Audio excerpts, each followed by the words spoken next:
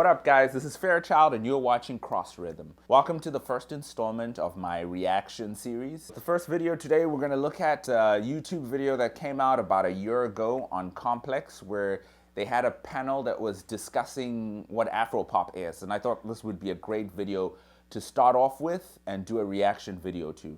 So here it is. Let's jump right into it.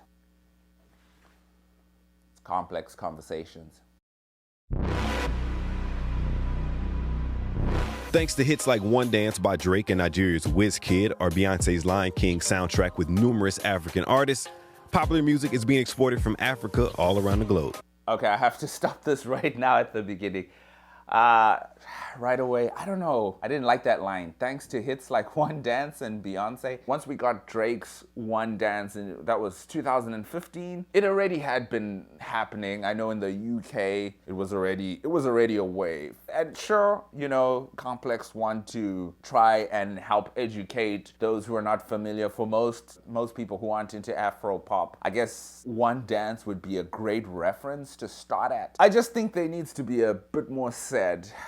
I find it misleading to label One Dance as the song that put Afropop on. That's not what happened. And really, most of the time with Drake, when he's jumping on a trend, he is the more established artist. So when he does hop on a trend, it does feel like, you know, he founded that genre. But you know, whether it's grime or Afropop, there were waves that were already happening, and all Drake was doing was hopping on it. So what I'm stuck on, I think I'm stuck on that thanks part. The thanks part is the hard one to get past, because when you say thanks, you're saying, you know what, this would not have happened if it wasn't for these two artists.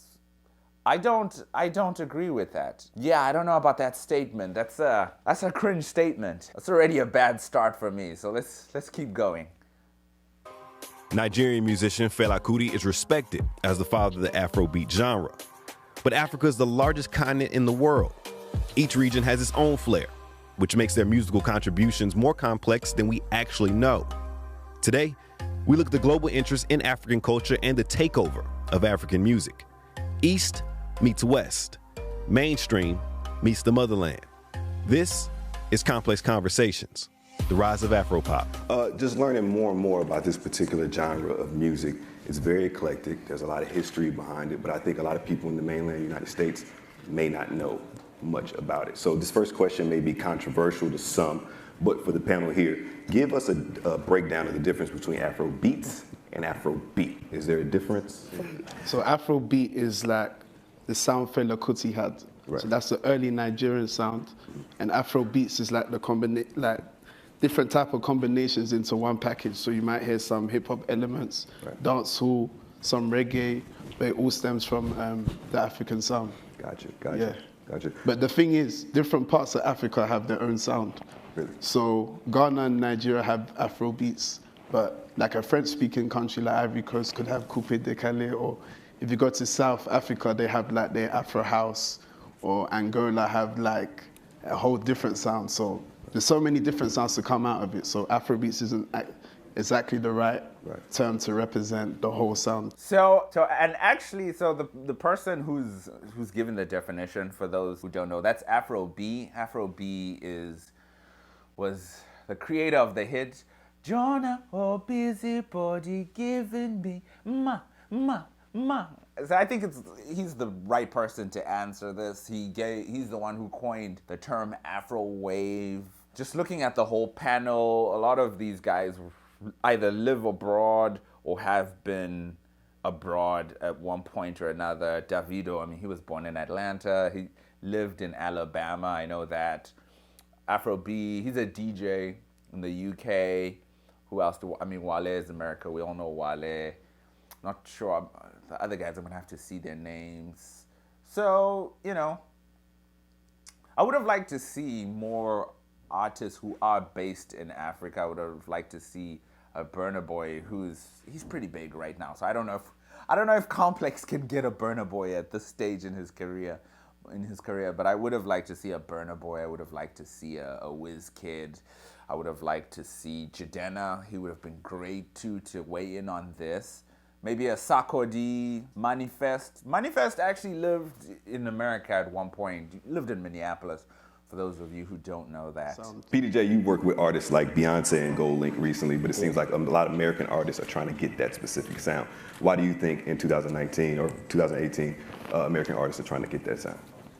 I think it's just the rhythm, it's the pulse, it's fresh, it's something that is very innovative, and like I feel like everyone needs to hear this sound.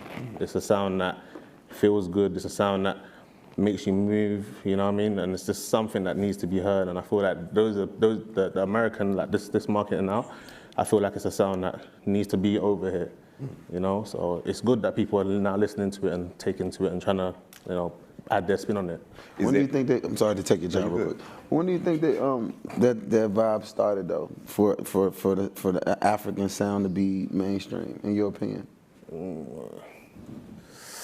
Mainstream, I'd say maybe when Wiz done it with Drake on One Dance.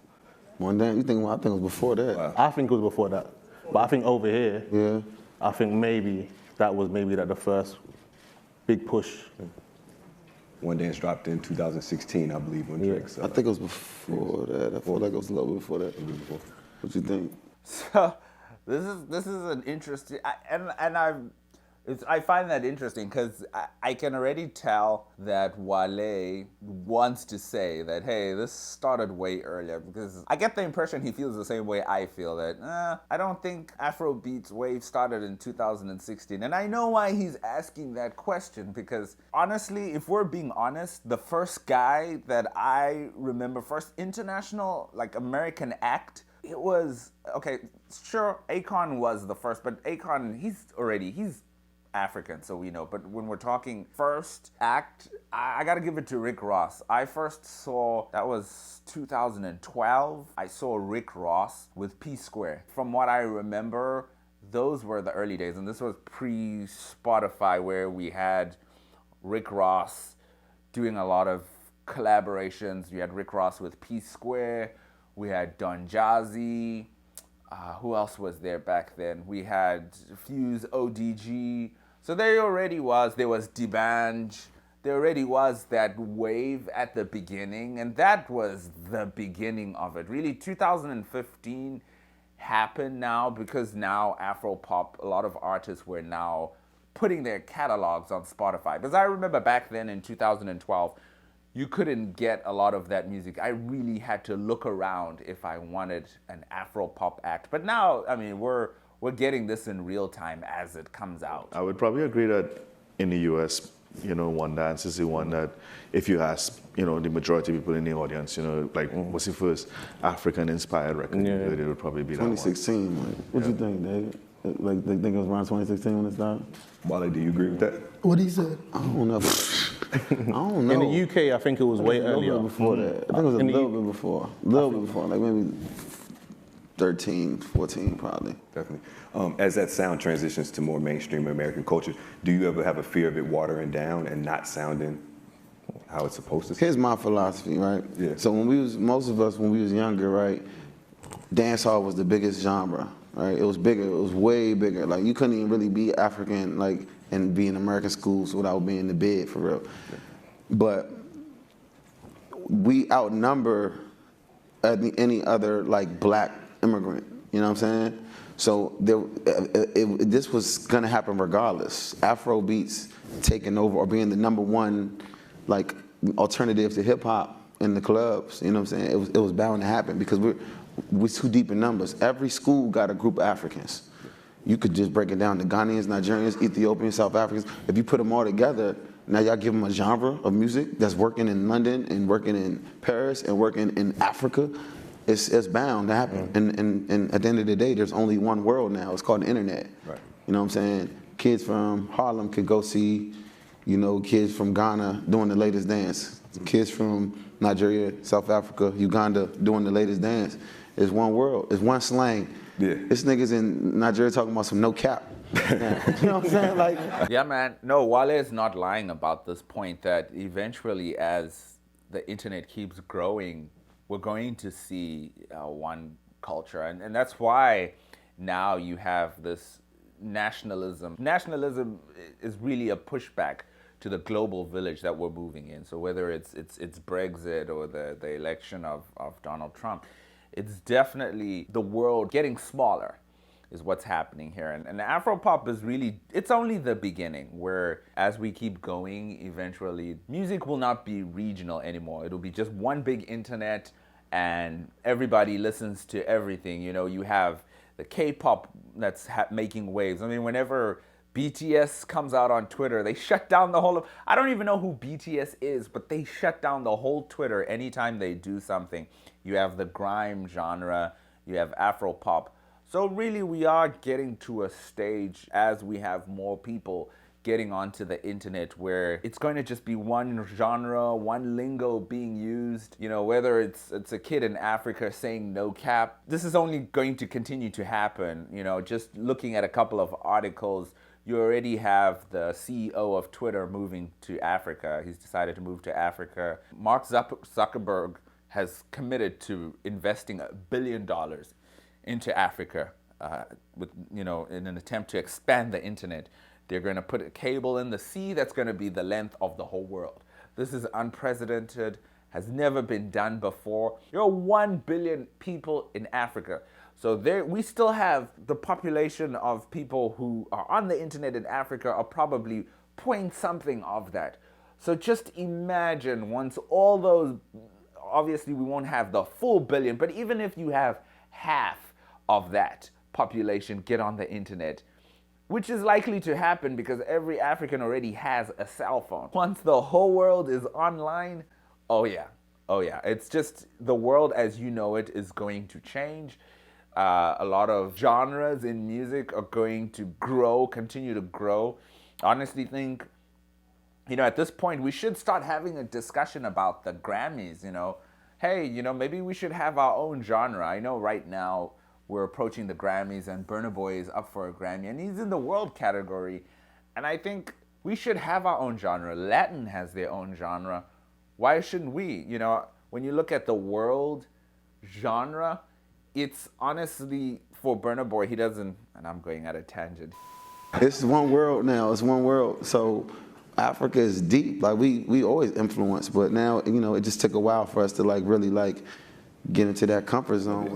For each of you, what can you break down as the future for Afrobeats or Afropop, excuse me, and what do you hope things end up being?